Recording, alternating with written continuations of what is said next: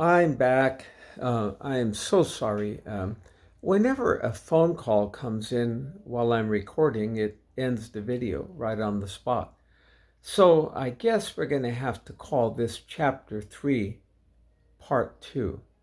And I want to pick up where I left off. So, by the grace of God, I was never caught smuggling all this marijuana back into the military base.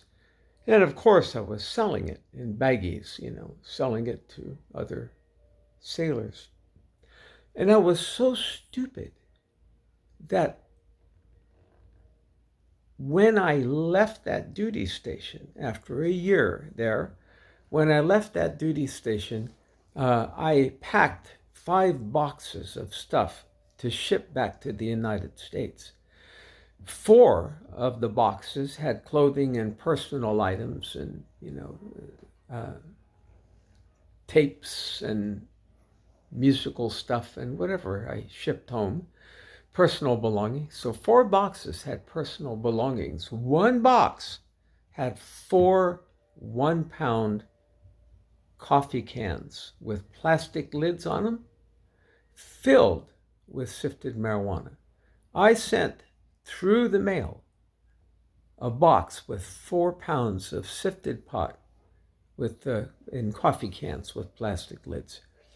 When I got home after my 4-year term in the military, I walked into my bedroom and 3 of the 5 boxes had been opened by U.S. Customs and inspected, and the one with the marijuana was untouched. That is the grace of God. Now you have to realize, in the 1970s, they didn't have the drug-sniffing dogs and all the resources that they have today. But I would have done 10 to 15 years in federal prison in those days for what I did. Not to mention the fact that, as I mentioned earlier, I was sleeping with girls as young as 13. So I would have been a registered sex offender by today's standards had I been caught. I'm just being transparent about my sin. That's all.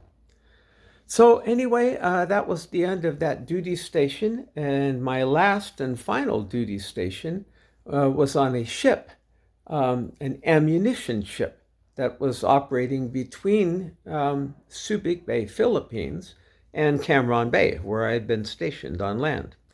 So I was assigned to that ship, and we made many trips from the Philippines to Cam Ranh Bay, bringing bombs, depth charges, tons of TNT. I mean, if that ship had ever been hit, you would have found parts of it 50 miles away. We were carrying so much. The whole deck of the ship was loaded with bombs, 6 deep in pallets, strapped in pallets. 6 deep, the entire deck of the ship loaded with bombs that were dropped from aircraft. And below deck was tons of depth charges and other underwater munitions, underwater, what do you call those missiles that they fire underwater from submarines? Torpedoes. Yeah. So anyway, I was sitting on a ship that was carrying tons of munitions, and we would load them up in the Philippines and travel, for several weeks over to Vietnam by sea, and then they would be offloaded there to destroyers and aircraft carriers and things that were operating over there. And that was my duty station back and forth. I worked in the accounting department and managed the ship's store. We had a store on board the ship where you could buy anything from cigarettes to candy bars to underwear, whatever other things they sold, personal items, So I managed the ship store and did all the accounting for that, and that was my duty station. So when we got to Subic Bay, sometimes it would take a week or more to load the ship, and that was pretty much free time. You know, That was pretty much free time. You had a little R&R there and you were free. And of course, Subic Beach was bar town, all bars lining the main street of Subic there, you full of sailors getting drunk, spending their money in the bars and sleeping with the prostitutes that, were part of that whole bar situation. And I was like the others, go downtown. All those bars had very good bands, musical bands, and some of them were better. Better. They did all the Beatles music and Disraeli Gears and Cream and all of those. They were better than some of the original bands. I mean, the talent was phenomenal in some of those little nightclubs. But anyway, again, to confess my sin, I got involved with a prostitute that was very young, 14 years old, I found out. And I was her first customer. And I'm so sad, and so broken now that I know Jesus that that poor little girl did not want to do what she was doing. She was being trafficked, no doubt, by pimps. Or even if she wasn't being trafficked, it was because of the extreme poverty that people lived under, that parents would encourage their kids to do whatever was necessary to feed the family and to bring home a little money. And I did get to experience the poverty over there, and was able to visit some of the homes over there. And it was very sad, the level of poverty. But this little girl, her name was Mai, M-A-I, and she cried after our first sexual episode. She cried, poor little thing, and she was beautiful. She was a pretty little girl, and I carried on with her for a few weeks. I don't know how that ended or why that ended, but I can't tell you how many times I've prayed for that little girl over the years. So those were some of the sad things. Some of the funny things that happened that were extremely funny. Actually, it was about a mile walk from the ship to the bar town. And we were told never to go on the back streets because the back streets were extremely dangerous and you could get ripped off back there or stabbed or killed. So they said stay only on the main street where we had shore patrol.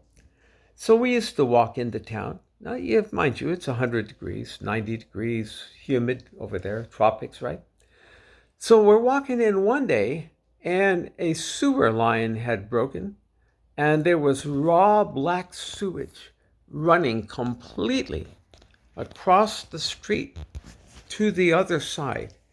And there was no way to get across this river of raw sewage, black, foul smelling stuff with toilet paper and fecal matter and all that, right? So I said to my friend, Craig Frankowitz, I said, Craig, let's just go around the back. Let's go around the back street just for one block and we can get around it. No, I don't want to go around the back street. I'm scared to go back there. And so we argued, and no, we weren't going to go back there. And the only way, two ways across it. One was to hire a taxi and drive across it, as many of the taxis did. Or the other was to try to get a running jump on it and see if you could jump to the other side. It was about at least a 6-foot wide stream of sewage, maybe 8 feet in places. And so we didn't have much money that night, just enough for a couple of drinks. So we decided that we were going to try to jump it. So Craig went first. And he made it. He jumped it and he made it. I got a running jump and I jumped and my heels hit the other side and went out from under me. And I landed flat on my back in the sewage. Now, you got to picture this. I'm wearing navy whites, all white pants and white top and white hat, black shoes. I am black with sewage, and I'm talking foul smelling sewage. And this Filipino woman in her yard had a hose with running water, and she called me over and saw what had happened. And she was so sweet. She tried to squirt me with the hose and tried to clean me off, but no amount. I mean, thank God for the hose. It got it out of my hair, and oh God, it was a mess. But anyway, no matter how much she tried to wash me with the hose, I smelled of fecal material. The smell of it. Oh God. So I had to get back to the ship, and it was a mile away. So now I couldn't go to the bar town. So I tried to hire a taxi to take me back to the ship, and there was no taxi that was going to let me into their taxi. They all refused. So I had to jump that thing again. And I did make it the second time. And I had to walk all the way back to the ship, smelling of fecal material, and had to get changed and showered. And oh God, it was horrible. Yeah, horrible, horrible. So that was one episode that was funny over there. And the other one was even more hilarious. If you can picture a big bay, Subic Bay, it was a big round bay. In the middle of the bay was an island, right in the middle. Right at the mouth of the bay was an island called Grandy Island. The Navy had a 99-year lease on that island and had built this big casino. It looked like the White House. It had big pillars in the front, big, beautiful structure with these, Greek-style pillars holding up the front porch of the place. And they had developed the whole island. They had soccer fields and tennis courts and all of that for the sailors that were coming in from Vietnam and needing R&R. They could go out to the island. It was perfectly safe, out there. Isolated island, a small island. It was about, 5 acres? What's in the big island? About 5 acres, I guess. Well, off to the side of Grandy Island, just off about 20 yards, was another smaller island, basically a rock pile. If you could imagine, just a pile of rocks, big boulders, and a little white beach, but not much there, just a rock pile. And at low tide, there was a white sandy beach that connected Grandy Island to the little rock pile, a little circular crescent white beach at low tide. And it was a nice little beach. You could sunbathe on that. But when the tide was in, that little beach was under about 3 feet of water, sometimes 4 feet of water. Well, anyway, that's where we had our pot stashed, was on the little rock island in a little rocky cave. We had our marijuana in plastic bags and our little pipes we were smoking it with. We had our stash on that little island. So when we would go out there to Grandy Island, and you'd have to take a water taxi out there, we had our own taxi from the boat that would go out there several times a day. So you could either take our taxi from our boat, or you could hire a taxi from town to take you out there, a water taxi from town. About $5 to get out there, round trip. So we'd go out there frequently because they had live music out there and different things happening, gambling, casino, slot machines and all that. So we'd go out there quite frequently, and we'd walk over to the little rock pile and get righteously loaded on marijuana and then come to the big casino and enjoy the show or whatever was going on. Well, this one day, the tide was in, and we couldn't get to our marijuana. So I said to my friend, I said, we could just skinny dip over there. It was at the back side of the island where nobody was. It was kind of isolated where that little beach was that led to the rock pile. So we could safely, I thought, strip down and hide our clothes in some bushes and swim over there and get loaded and then come back and get dressed and go to the casino. So that was the plan. So we stripped down naked and hid our clothes in the bushes. I had a little small change in my pocket, so I put it in my shoe so I wouldn't lose it. And we swam over and got totally loaded on this Vietnamese weed. Now, this stuff is heavy weed, man, I'm telling you. This stuff, maybe they got stuff like that now, but boy, it was powerful weed. So we came back, we were totally loaded. We swam back, and when we got back, we realized all of our clothes were stolen. some Vietnamese gardeners, or not Vietnamese, Filipino gardeners rather, who were caretakers of the island there, hired by the government to be caretakers, must have seen us strip down and realized that there was wallets and money there. So they had stolen our clothes. And all they left us was our white hats, our navy white hat, and our black boots. That's all we had. Our white hats and our boots. Everything else was gone. Our pants, our underwear, our shirts, and certainly our wallets. They got it all. So we had to get back to our ship, which was a mile away by water taxi. And how in the world were we going to do this, right? We're stark naked and loaded, mind you. And my friend is freaking out. He's crying. They're going to think I'm a homosexual. They're going to think I'm a homosexual. He was freaking out, And I said, his name was Steve. I said, Steve, listen. I said, the worst that can happen is they'll kick us out of the military, which is not a bad thing. We want to get out. We want to go home anyway. So the worst thing, they'll kick us out, So anyway, in front of the casino was a long T-shaped pier, if you can imagine. You walk out this pier and then it bifurcates to a T, where boats would tie up, to water taxis and delivery boats and all of that. So we're hiding behind the casino. We have our boots on because it was so hot you couldn't walk barefooted. So we had our boots on and had our white hats sitting on top of our head, but nothing in between, stark naked, right? And loaded. And we're looking around the corner of the casino because it was very busy on that pier. People coming and going and, ships bringing in bottles or cases of Coca-Cola and supplies, for the casino, and very busy on the pier. And we had to wait about a half an hour. And finally we saw a chance we could make a beeline for the pier. So we made a beeline for the pier, and when I got out there, they got those big metal turnstiles where they would tie the boats up to, those great big, 2-foot round metal turnstiles. And not thinking, I tried to sit on one of them and put the hat in my lap so I would appear to have a bathing suit on. And I sat down on that thing, and it was 110 degrees, and it literally caused blisters on my bottom. I burned my bottom so bad it was blistered.